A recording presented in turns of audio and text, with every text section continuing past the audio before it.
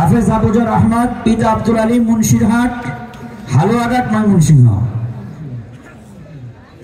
আল্লাহ কবুল করে, আল্লাহ তাকে জমানার হযরত ইলিয়াস রহমাতুল্লাহের মতো কবুল করে।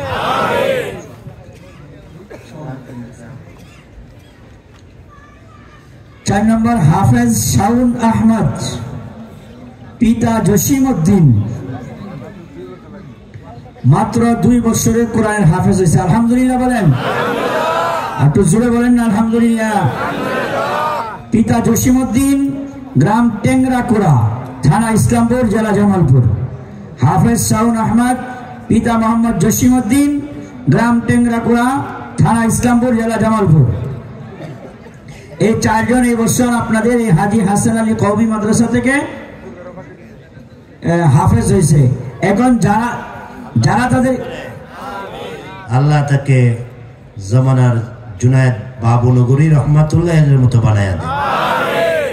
এখন যারা হাফেজ বানাইছেন, হাফেজ শব্দকে সম্মাননা দিতেছে।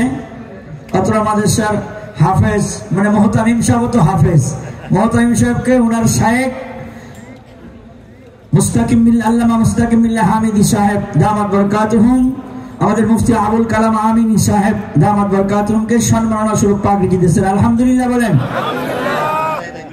নারে তাকবীর, নারে তাকবীর।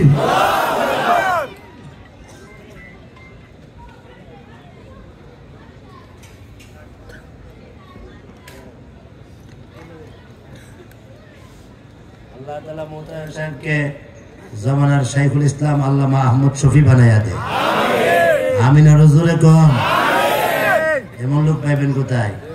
একদিকটা হাফেজ, একদিকটা মাওলানা, একদিকটা মুফতি, আবার মুহাদ্দিস, আবার সারা দেশে বিদেশে বয়ান করে মুফাসসিরে কোরআন।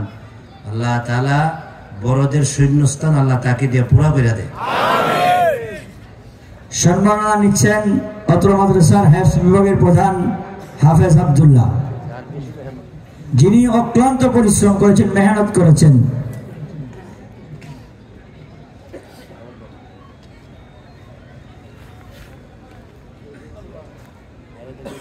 নারে তাকবীর, নারে তাকবীর।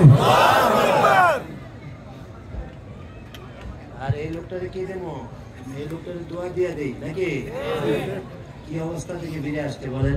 কি অবস্থা থেকে ফিরে আসছে? কেউ তো বলে নাই দুনিয়াতে আর দেখা হবে। আল্লাহ তাআলা দোয়ার দ্বারা কি না হয়। দোয়ার ফসল সাংবাদিক আব্দুল মালিক হলো আলেমদের দোয়ার ফসল। কথা বলেন না আপনারা কিছু?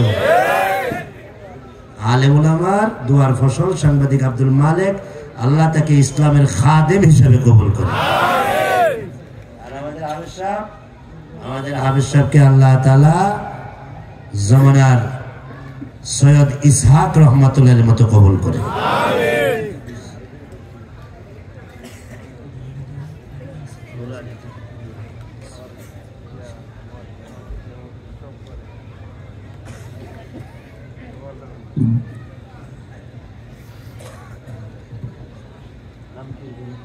মাওলানা মুনাইম ফারুকি, নারে তাকবীর।